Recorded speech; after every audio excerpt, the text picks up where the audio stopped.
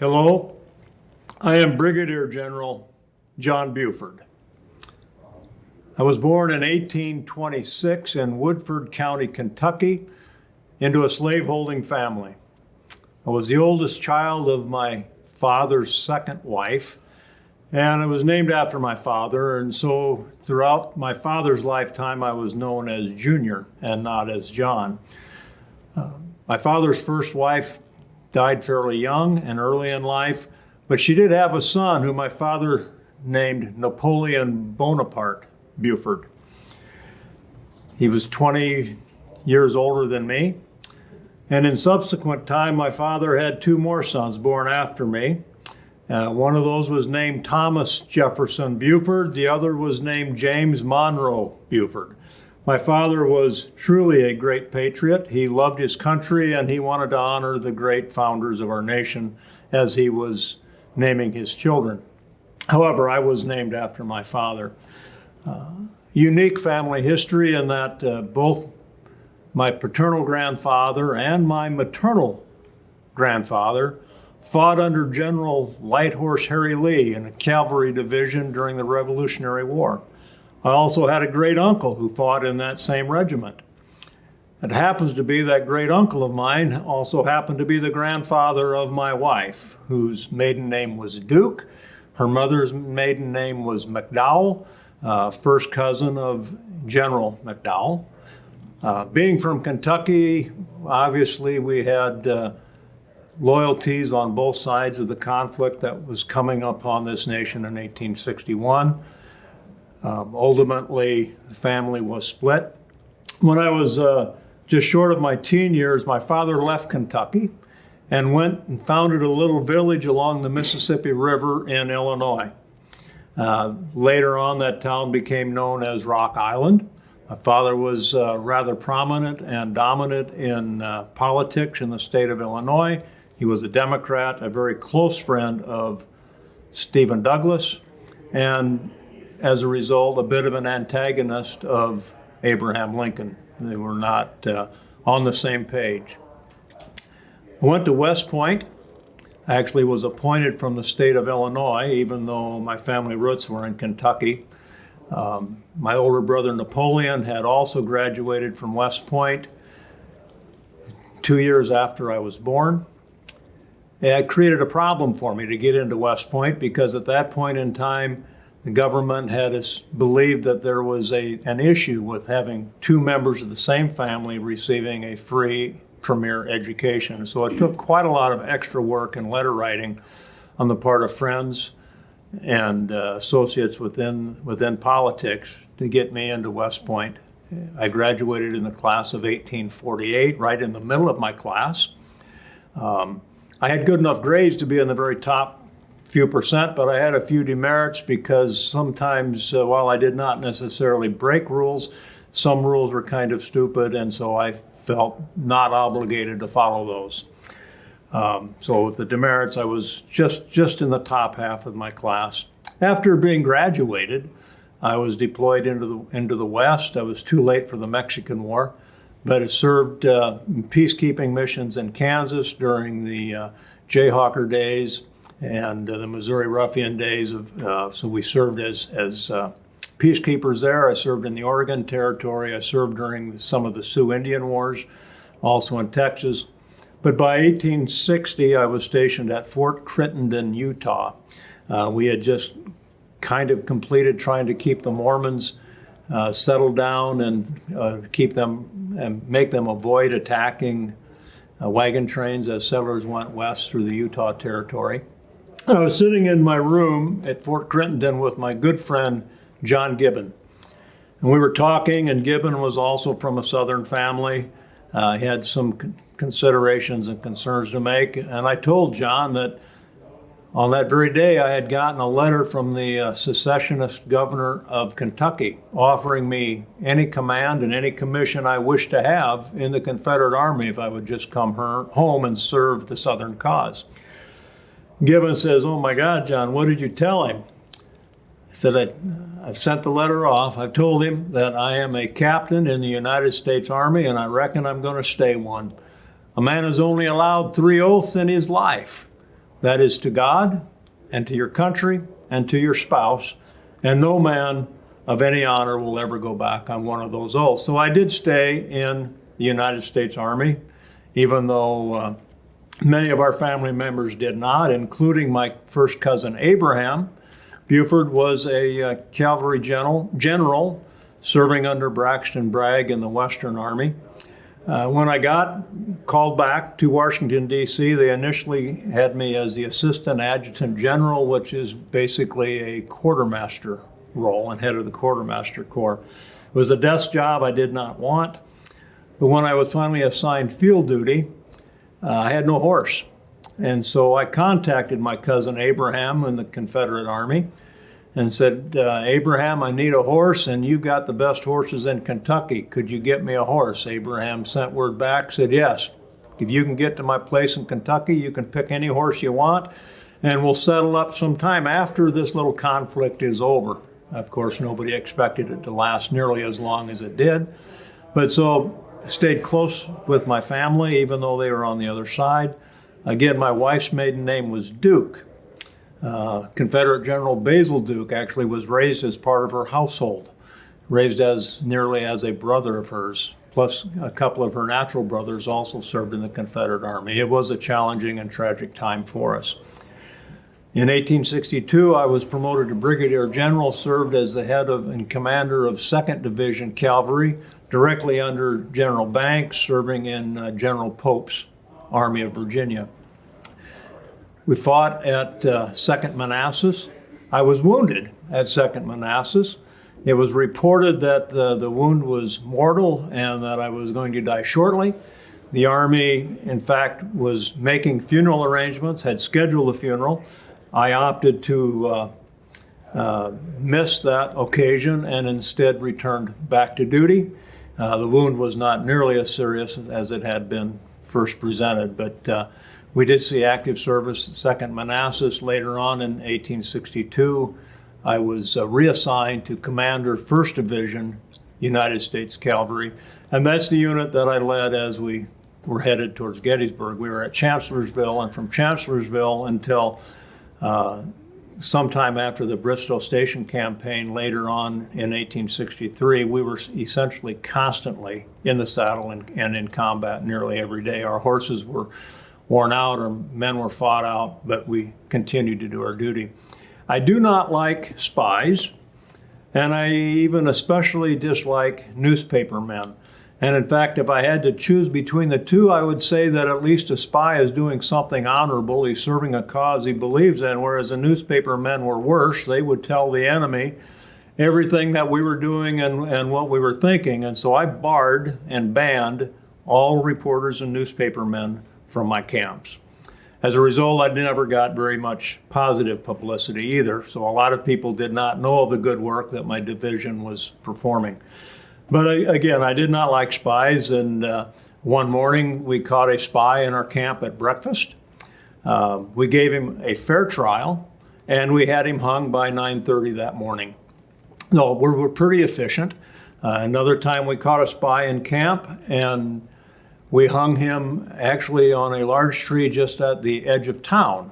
The local townsfolk came out and protesting, asked me why I hung somebody right on the edge of town. And I told them, well, it's because it was either hang him or send him back to Washington, and I'm afraid the War Department would have made a Union general out of him. So we decided it was better to hang him.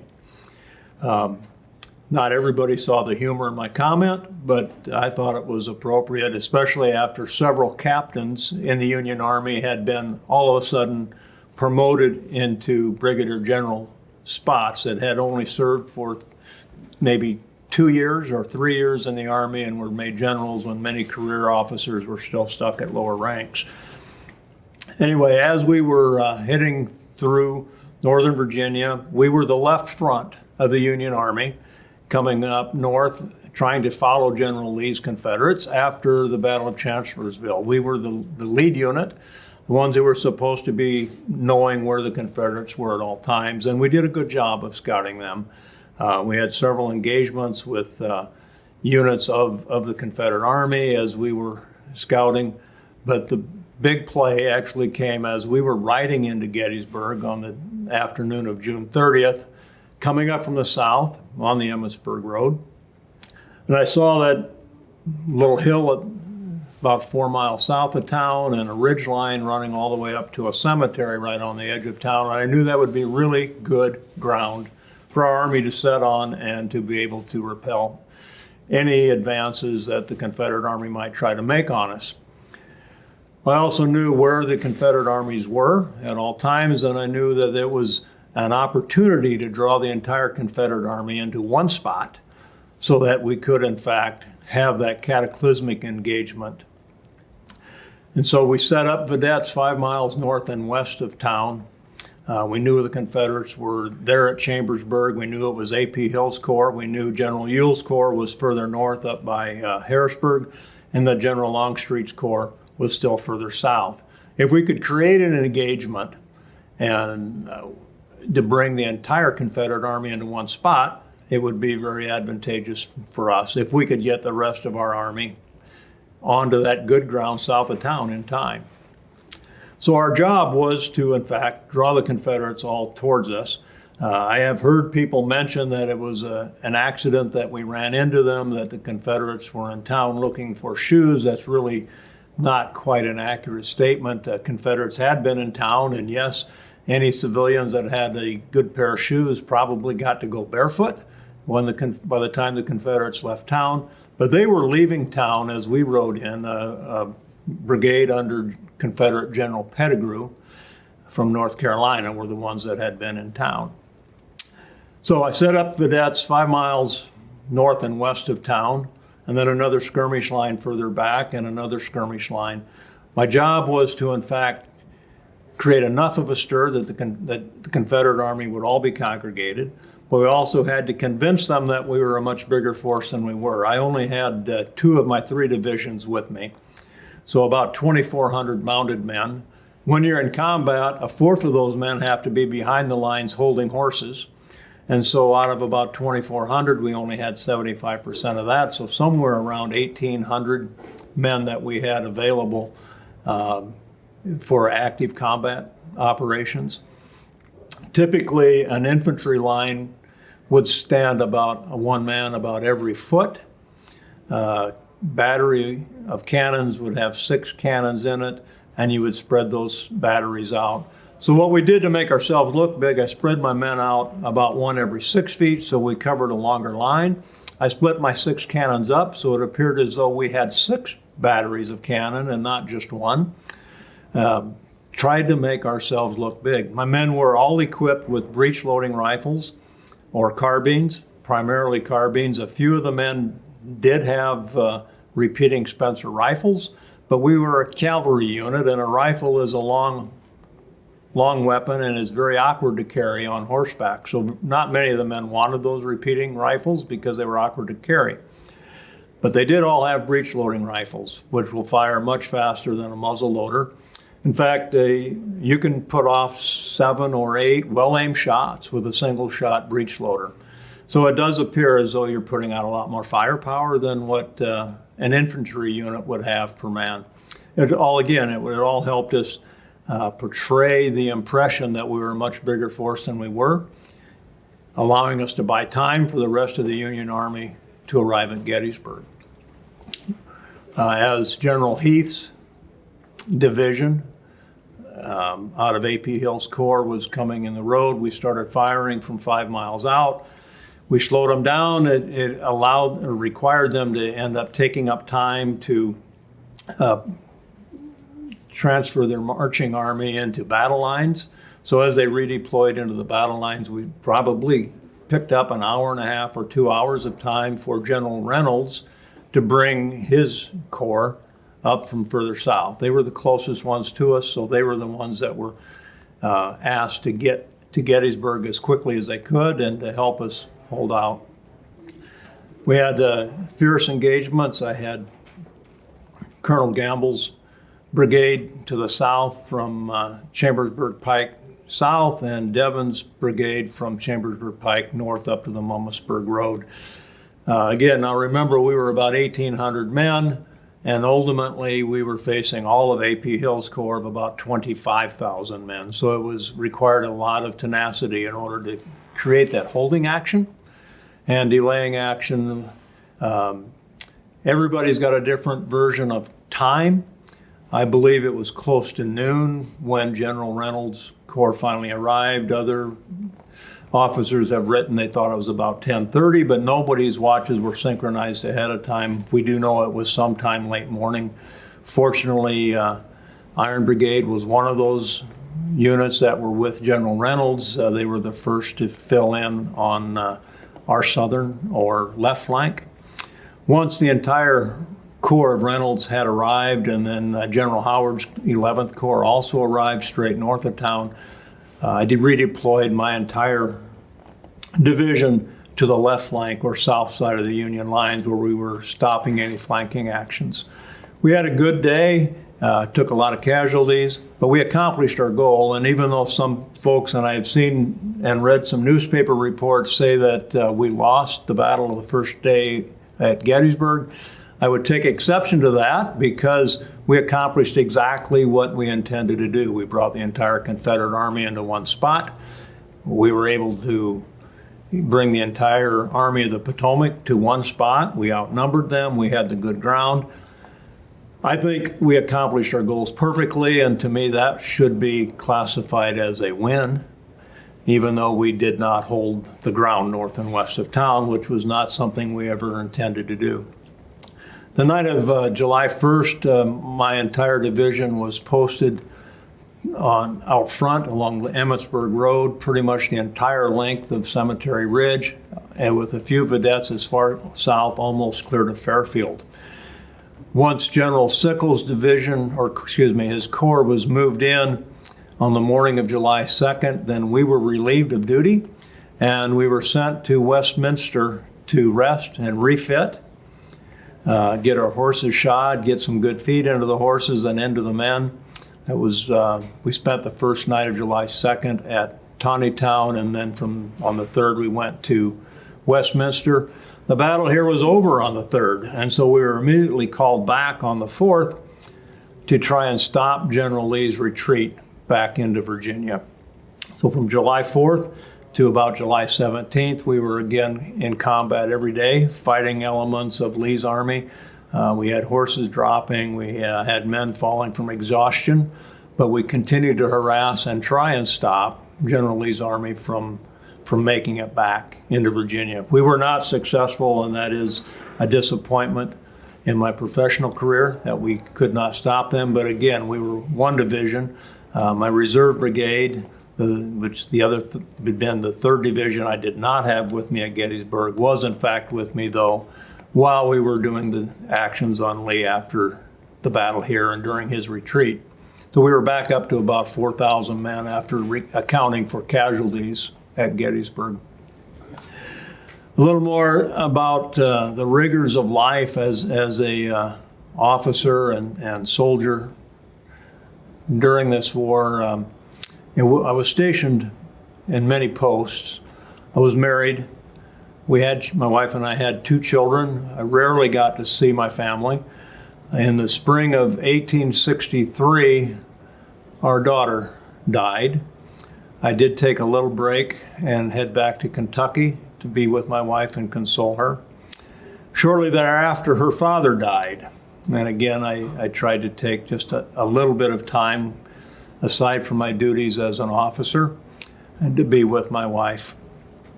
Our son was sick, but he survived the illness. But it was a tragic time for my wife. She was devastated, and yet I could not stay with her. My other relatives that were fighting on the Confederate side, fortunately, were surviving the war. I had stayed in communications with them. They believed they could still win. I believed that they could not. And knowing that the war was far from over, though, just because we had won at the Battle of Gettysburg. As we think about the whole causes of this war, and one of the most poignant comments that ever came to me was some Confederate troopers we had captured when we were in Virginia. And I was interviewing them, trying to get some information, and I asked a soldier from Tennessee and another one from Virginia why they were fighting. The Tennessee soldier said, well, he just thought he was fighting for rights. And the Virginia soldier said he was fighting because this was his land and we were on it. And that was as simple as it was for him. He thought his people got invaded and he was going to fight to stop it. So there were really true, honest, and sincere reasons for people to fight on either side of this war. I did not fight over slavery one way or the other. I fought to preserve the Union, and because I had made an oath to the United States of America that I would faithfully serve the interests of the United States. With that, I thank you for the time giving me to share my story, and I appreciate all of your attention.